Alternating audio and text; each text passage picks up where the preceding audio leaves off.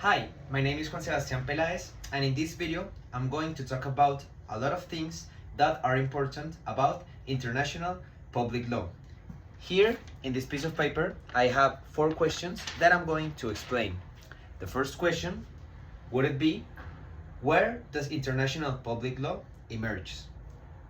I believe that international public law emerges when is created the need to regulate the relation between two or more states, and I'm going to explain this with a little of history.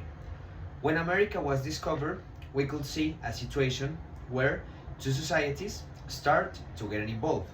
There was a society that was coming from Europe, but there was also a society that was living here in America.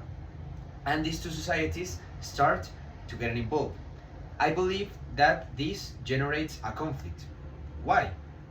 Because every society is different.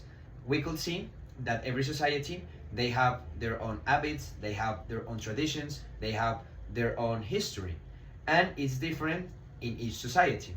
So when these two societies are starting to get involved, there is created the need to regulate the relation between these two societies. And I think that this is an example of what happens with international public law, because in international public law there is also the need to regulate the relation between two states that could be completely different. I want to talk about an author that I was reading.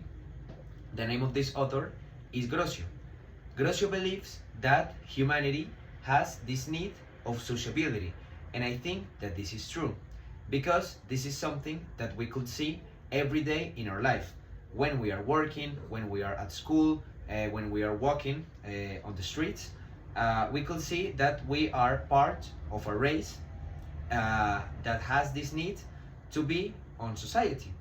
And I think that this is also part of the law.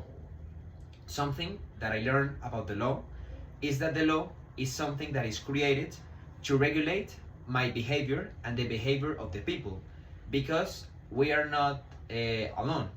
If I was living in a forest, I could do anything that I want, but I'm not. We live in a society. As we live in a society, there has to be somehow we regulate our behavior with the people. And I think that this is also an example of what happens with international public law, because law does not just regulate the relation between the people, they also regulate the relation between states. I also want to talk about the Peace of Westphalia. This was something that happened in the 16th century, and this is something that is really important about international public law. In the Peace of Westphalia, there was established that the states, they have sovereignty. What does this mean? This means that the states, they have their own power, they have their own ability to regulate everything on their territory.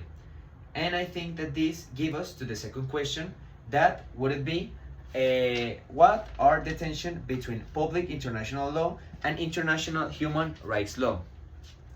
I think that we can explain these questions with the theme that I have just talked about, that is the sovereignty. When a state is sovereignty, they have their own law, they have their own constitution. And this is something that we could see here in Colombia. We have our own constitution, we have our own rules, we have our own habits. But this is not the same with other states, because they have their own rules, they have their own constitutions. And I think that here is where it happens the tension between the international public law and the international human rights. Because international public law is not the only thing that has been evolving on the history. Also, there's been created an international law of the human rights. And here is where the tension exists. For example, here in Colombia, there are some things that we not consider legal, but there are some countries where these things are legal, and they are valid to them because they have their own sovereignty, and in their own territory, these things are legal. And I think that here is where international public law appears to try to solve this tension. Because if my country is sovereignty, how does international public law affect what I'm deciding for my own territory? If it exists an international rights, international human rights. And I think that this gives us to the third question. How does international public law solve these problems? And I have a question. How could we make that two countries agree on something that in every subject? How will they do this? Well, international public law have the answer, and will be the treaties. What is a treaty? A treaty is an agreement used to force countries to bind themselves to create mutual rights and obligations.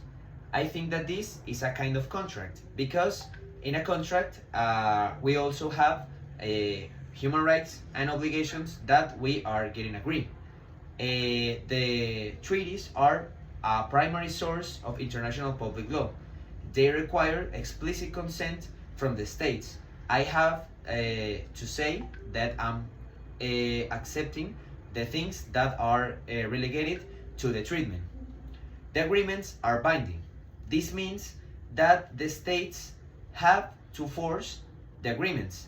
If they fail to comply the agreements, they might face international consequences that are established on the treaty. They are similar to contracts, and they regulate the creation of agreements. I could say that almost everything needs an international agreement today, because we live in a society where all the countries are getting involved in everything. I also want to talk about that are some treaties that are special, because treaties are not just for the countries that accept this treaty. There are some treaties that have this special condition where they try to get involved all the countries that are part of the world. And I want to say two examples. These two examples will be the Vienna Convention on Law of Treaties and the Genocide Convention.